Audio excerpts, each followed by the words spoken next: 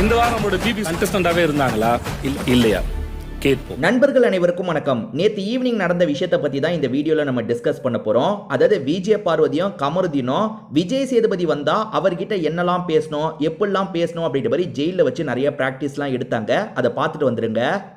நான் கூட கஷ்டப்பட்டு வந்தேன். பெயரை வந்து இவங்க ரெண்டு பேர் என்ன பேசிக்கிட்டாங்கன்றத முதல்ல நான் எக்ஸ்பிளைன் பண்றேன். ஆக்சுவலா ரெண்டு பேருமே முதல்ல சுபிக்ஷாவை பத்தி தான் பேசிட்டு இருக்காங்க. சுபிக்ஷா பொண்ணு இருக்காங்க பாத்தீங்களா, நான் மீனவ சமுதாயத்துல இருந்து வந்திருக்கேன்றத திரும்ப திரும்ப சொல்லிக்கிட்டே இருக்காங்க போல. இவங்க ரெண்டு பேர் டிஸ்கஸ் பண்ணும் போது அந்த விஷயம் நமக்கு தெரிய வருது. இதை தாண்டி சிஜே அப்சரா வெளியே வந்தாங்க பாத்தீங்களா, அவங்க தந்த பேட்டியிலுமே இந்த விஷயத்த சொல்றாங்க. அந்த பொண்ணு திரும்ப திரும்ப அதே விஷயத்த சொல்லிட்டு இருந்தா, நான் ஒரு நாள் வந்து கூப்பிட்டு சொல்லிட்டேன், நானும் அதே சமுதாயத்துல இருந்து தான் வரேன், நீ திரும்ப திரும்ப இதை சொல்றதுனால என்ன ஆக போகுது, நீ ஜெயிப்ப பத்தியா, ஜெயிச்சு கப்பு வாங்க பத்தியா, அப்ப இந்த விஷயத்த சொல்லு, அப்பதான் பெருமையா இருக்கும். நீ உள்ள வந்ததையே பெருமையா சொன்னா எப்படி, அது சரி இருக்காது, சொல்லாதன்ற மாதிரி நான் சொன்னேன்ற மாதிரி வெளியே சிஜே அப்சரா சொல்றாங்க. அதே விஷயத்தை தான் இவங்க டிஸ்கஸ் பண்றாங்க. அதாவது அந்த பொண்ணு திரும்ப திரும்ப அந்த விஷயத்தை ரெஜிஸ்டர் பண்ணிட்டு இருக்கா.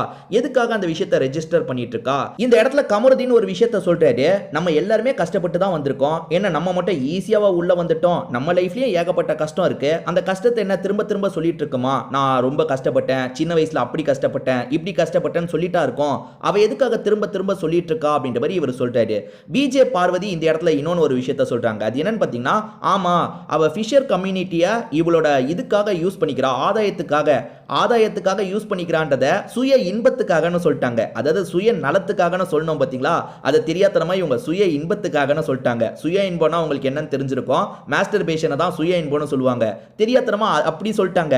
உடனே இவர் இருக்கார்ல, அது சுய நலன் அப்படின்ற மாதிரி சொல்றாரு. அதாவது சுயநலனுக்காக அந்த கம்யூனிட்டி பேரை அந்த பொண்ணு யூஸ் பண்ணிக்கிறா, அதுதான் அவ ஸ்ட்ராட்டஜியாவே பண்ணிட்டு இருக்கான்ற மாதிரி ரெண்டு பேருமே டிஸ்கஸ் பண்றாங்க. இப்ப கமருதீன் ஒரு விஷயத்த சொல்றாரு. அது என்னன்னா, பார்வதிக்கு பிரச்சனைனா நீ எதுக்காக வரன்னு எல்லாருமே என்ன கேட்டுட்டு இருக்காங்க, ஏன் நான் வரக்கூடாதா, உன் பக்கம் நியாயம் இருக்கு, சில விஷயத்துல நான் உனக்கு சப்போர்ட் பண்றேன், எனக்கு ஒரு பிரச்சனைன்னு வரும்போது நீ நிக்கிற, அதுக்கு பதிலா நான் சப்போர்ட் பண்றேன், இதுல அவங்களுக்கு என்ன பிரச்சனை, அப்படி பார்த்தா எல்லாருமே அப்படிதானே பண்ணிட்டு இருக்காங்க. இப்ப நீயே நல்லா கவனிச்சு பாரு, இந்த விக்ரம் வந்து இப்பெல்லாம் வந்து சுபிக்ஷாக்கு எந்த பிரச்சனை வந்தாலும் இவர் தான் முன்னாடி வந்து நிக்கிறாரு. அதாவது ஒரு அண்ணன் மாதிரி மெயின்டைன் பண்ணிட்டு இருக்காரு. இந்த டாஸ்க் வந்ததுல இருந்து தான் ரொம்ப அண்ணன் மாதிரி மெயின்டைன் பண்ணிட்டு இருக்காரு.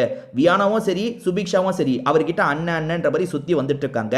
ஏன் இந்த டாஸ்க்ல கூட அவர் வாட்டர் பாட்டில் எடுக்கும் போது என்ன தெரியுமா பண்ணாரு, என் கையை கடிச்சு வச்சிட்டாரு.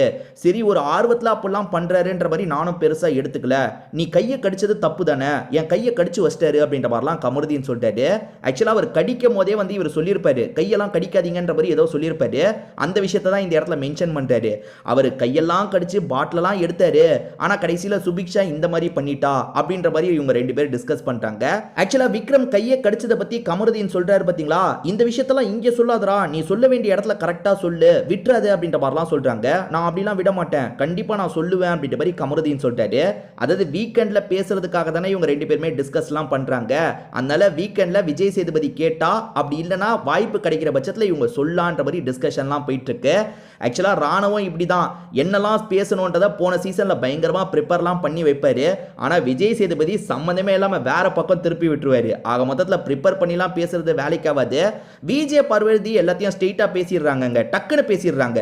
விஜய் பார்வதிலாம் ஒரு விஷயம் இப்ப விஜய் சேதுபதி கேட்கிறாருன்னா டக்குன்னு உங்களுக்கு தோன்றதா அந்த இடத்துல சொல்லிடுறாங்க, அழகா கோர்வியாவும் சொல்லிடுறாங்க. ஆனா கமருதீன் கிட்ட ஏகப்பட்ட பிரச்சனை இருக்கு. ஏன்னா விஜய் சேதுபதி ஒன்னு சொல்றாருன்னா இவர் வேற பக்கம் போறாரு.